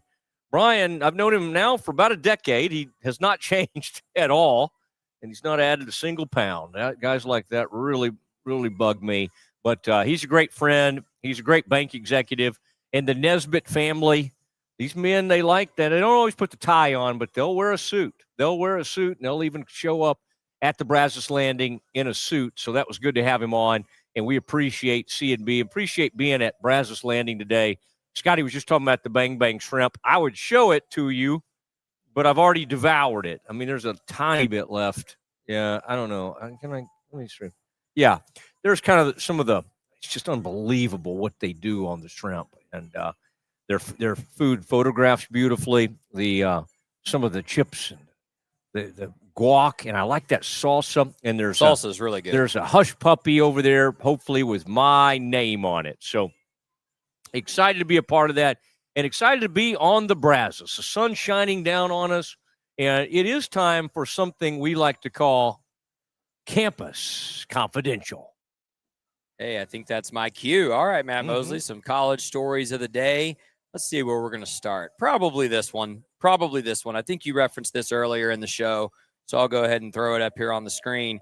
Report: executives are inching closer to an agreement to expand the NCAA tournament to 76 teams with a 12-game opening round starting in 26-27. 76. Okay, how close is this to? Is this still in the formative? Like, is this moving toward that? I feel like this is going to happen, and this is. I don't ever just get infuriated with things just to do it, but this one has always this expansion has just annoyed me, and I think Scott's okay with it. I've tried to kind of like say, Scott, you shouldn't. I mean, like something that has been this amazing. Even the play-in games don't do much for me. It's fine. They play a game on Monday and Tuesday of the tournament, and you get a couple more teams in that way, and you get, the team that would maybe have not made it. But the bottom line is, this is all about somehow trying to extract more money from CBS or Turner, whoever has all that, from TNT. They're trying to extract more money, and this is not. If anybody thinks, oh, good, we'll get a couple more bubble type. Like a couple of the, the smaller type schools, the mid-majors that we all love to see, the Cinderella type stories. This is not for them. No. This is not about adding that. This is about, oh my gosh, we might not be able to get OU in this year. Let's find a way to get OU and Porter Moser into this thing. Right. This is, I hate this. I really do. Yeah, I don't know that I'm such a fan either. Same reason I'm not a fan of expanding the college football playoff either. Like, I don't think more is always better. I just don't. No, and like last year, for instance, if you thought about who was complaining about not being in, we're talking about 3 lost teams. Like Alabama got beat by Vandy last year, and they're whining. And 6-6 Oklahoma. Yeah. Correct. And Miami was good, and they had a great quarterback. But I don't think anybody thought, oh my gosh, the playoff wasn't good last year because Miami didn't make it. By the way, the 12-team playoff, I know we're off topic now, but the 12-team playoff was fun. Like, I enjoyed the way that ended up playing out. There were some good games in that. Yeah. Anyway, okay. So, by the way, isn't it cool, too, as we do Campus Confidential, a good time to say that Jamal Bell is working here? Who I was like the biggest fan of his in the world when he came over from Nevada. He said he's going to play a little arena. You know what? Football. Jamal doesn't. I don't know if he knows this. The guy that was bragging on Jamal to me was former Baylor consultant Gary Patterson. And Patterson kept saying, "There's a number 20," and he was like, Gary didn't learn any of the names, but he kept saying Jamal's number. Okay. And so Jamal probably didn't even know this, but yeah, it was Gary Patterson who was calling and telling me.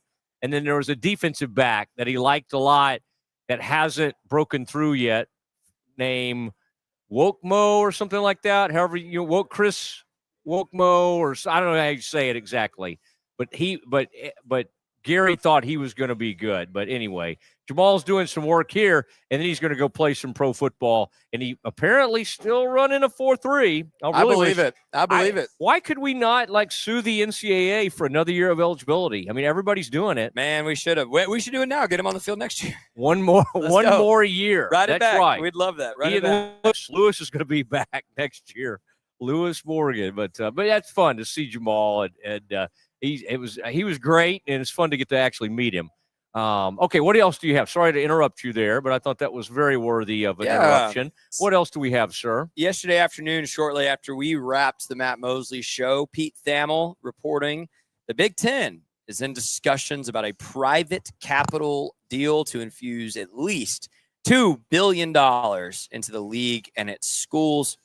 Would include a 10-year extension of the league's grant of rights until 2046. And as you've talked about, the Big Ten, not the SEC, oddly enough, but the Big Ten is the conference that seems determined to have things their way, to move towards this super conference or this more professional model.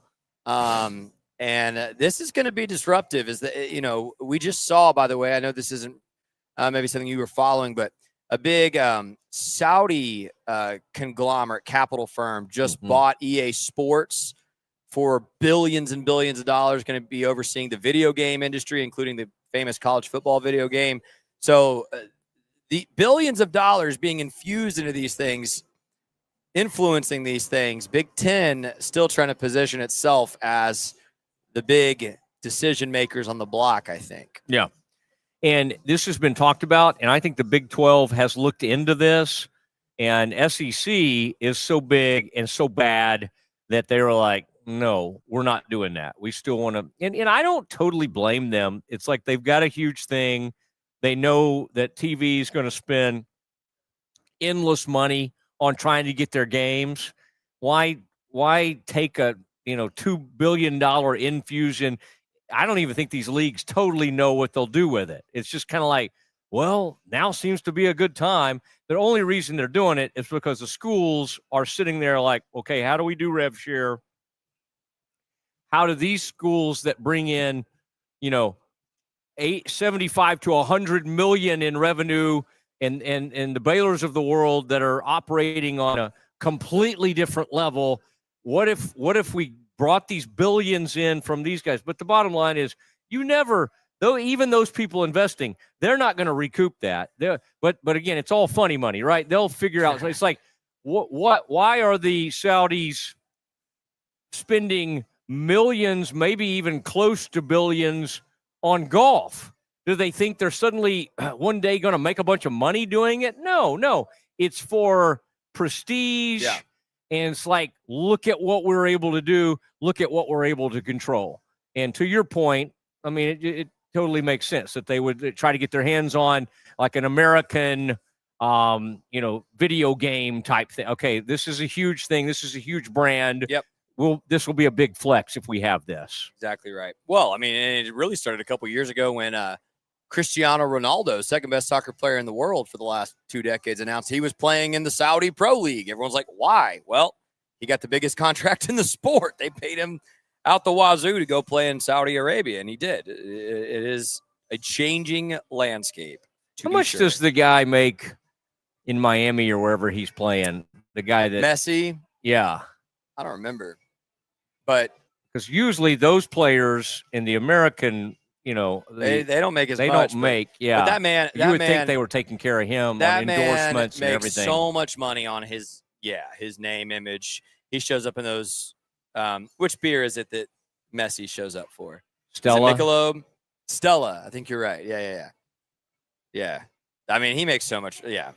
That dude. But it was good for that league to get him. Huge. Yeah. Oh, MLS is shameless about if we can get the and I love MLS, but they're shameless about if we can get the old retiring, headed towards retirement Euro they got star. Beckham late. Beckham started it, and then it's been several since. I mean, Gareth Bale, now Leo Messi, Luis Suarez, Landon Donovan, back in the day. Giacchini, whatever his name was. It's bad that I can't remember that. I'm tired. Okay. I'm getting ready for this Green and Gold Game Day show, man. Good. I'm excited about it. But right now, I want to hear your next. Here it is. Campus Confidential. Here it is, and I love it. Did you see the letter? This also came out shortly after we got off the air yesterday. The letter from the Honorable Harrison Keller, president of North Texas, put out a letter that mandated all classes at UNT will conclude at noon on Friday because there's a Friday night game in Denton, and North Texas, Matt, I don't know if you've noticed, undefeated North Texas. So the letter says the Mean Green football team is having a historic season, advancing to next Friday's game undefeated. I couldn't be more proud each weekend to cheer on our student athletes and coaches as the team continues to dominate on the field. In the spirit of rallying the Mean Green community, classes will conclude at 12 noon on, this is next Friday. Yeah. Friday, October 10th. Managers are also encouraged to work with employees who wish to adjust their schedule so everyone has the opportunity to join the pregame festivities and fill the stadium in support of our team. Congratulations for an exceptional 2025 season, and see you next Friday. Go Mean Green. I love this, Matt. Baylor has done this on rare occasion, if memory serves, but not too often. But for a couple of things, this is awesome. Yeah. I think it's great. President, and they've had an unbelievable start to their season and are even kind of on the fringes of being discussed as a possible playoff team. There's going to have to be a group of 5 team from somewhere. Did Memphis finally get beat? I don't know. Memphis beat Arkansas at the last minute. Memphis was mentioned, and the academy schools are not as good as they've been the last couple of years. Right. So they're not really in the running. And Tulane got beat recently. So somebody's going to have to show up. Yeah. And South Florida is still going to have a run at it. They did lose to Miami, but they could sweep the conference. But can you imagine what that would do for UNT? It'd be awesome. Oh my gosh, that would be so much fun. Well, and frankly, Matt, as everyone's talking about, G.J. Kinney is the hot candidate for some of these openings. Eric Morris is quickly rising up those ranks as well. Similar kind of coach, younger, explosive offense, and obviously winning at a program that has had some highs, but not a traditional powerhouse kind of football place. So you know what he said he did? I heard an interview the other day. We're going to wrap it up, but he said that where they've had success, and he knows that people are going to come after their players, is he's been great at, and he didn't say it like this. Morris or Kinney? Morris. Okay, yeah. At UNT, at looking at those FCS players and then the D2 type players, and then being able to predict whether or not that would play at the next level. And they've had some players, and some of those guys end up at, SEC type schools, but they've hit on that level of player, whether it's quarterback, skill, even lineman. Sometimes you'll find an offensive lineman that's for whatever reason down there at D2. Baylor's found some FCS defensive tackles with some success in that kind of thing. Yeah. You know who's the best ever at that? Actually, for a long time there was Scott Drew at the JUCO small school. I think of Pierre Jackson was quite the find. Adam Flagler coming from Presbyterian, quite the find. Scott Drew kind of built Baylor basketball on it. Maceo Teague. Now it was a mid-major, similar philosophy. Yeah, and but the Division III was the crazy one. That was Freddie Gillespie, which only got mentioned 1,000 times. That's another that tremendous season. example, though. Yeah. You know, hadn't it been great at Brazos Landing? I wanted to mention something about Alan Samuels, Scotty, and did you see Stephanie? I mean, I used to be a part of something called Stephanie Sports Corner over at a local radio station, and we used to do this on like daily basis. And Stephanie would just bring it. And now she is part of the Rogue family, and she is here at Brazos Landing. Stephanie, thank you for coming by. Now I'm going to have to get you some hush puppies for this. Is Scott around anywhere? Okay. All right. Scott, her loved one is out of town. Man drives a big truck, and he's not a man to be trifled with, okay? He's got a military background. But Stephanie she's been highly college cheerleader, unbelievable salesperson, on-air presence. So great to have her here this afternoon. And she also knows Alan Samuels, Dodge Chrysler Jeep Ram in Waco, and Ted Teague, our longtime buddy over there, GM, just does such an incredible job. Huge friend of the show. Huge savings, the best selection in Central Texas, powerful Ram trucks, adventure-ready Jeeps, and those new Dodges. I've taken a Dodge Charger all the way to Memphis before. I mean, just a muscle. People think of Mosley, it's just like muscle cars. You know, that's kind of what. That is the first thing that comes to mind when a lot I of think folks. You. That's not sunglasses. No, muscle car Mosley. They have the right ride for you. Alan Samuels, Dodge Chrysler Jeep Ram in Waco. Come by. Let's be friends. And just so awesome. I've been with Alan Samuels and talking about him forever. And of course, Stephanie played a huge role in this. They're back with the Mosley Show, where they belong. And we got new people coming on to the Green and Gold game day. Let's go. That's kind of incredible. In fact, what's that, the golf carts? I love them. Mission golf cart. Everybody in my neighborhood thinks they need a golf cart. Like to just get there, like you're only going 7 houses away. They just drive over there in the golf carts. People buy these things like crazy, not just for the golf course anymore. I think it's kind of a status thing, but that's okay. That's okay. People can do what they want. So great to have Mission on board. And in fact, we'll be talking about them on Green and Gold. Thank you to the Lindsays.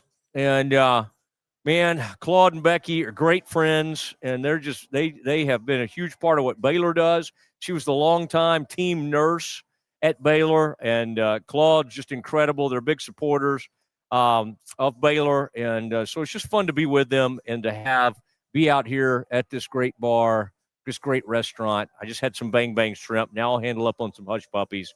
Been a wonderful day. Scotty, thank you. And our friend over here, Scotty, would you give her some credit for Lindsay? Yes. Elizabeth Riley, Rogue Media's own. She's going to help us fill some gaps left by some missing folks. Game day too, Green and Gold game day show. So well, Elizabeth, we need to have her any more involvement. That I think is always a good thing from Elizabeth. Pete's trying to get her to do some ad reads for us, so we'll have to start hearing her voice on the advertisement soon. Mosley is her first priority, is what she said, the Mosley Show. Elizabeth, thank you. Thanks for everybody that's been a part of this one. It is the Matt Mosley Show every day at 1 o'clock. We will see you tomorrow. Remember, Nikki Collin on with us around 2 o'clock tomorrow on the Mosley Show. Everybody have a great one. We will see you soon.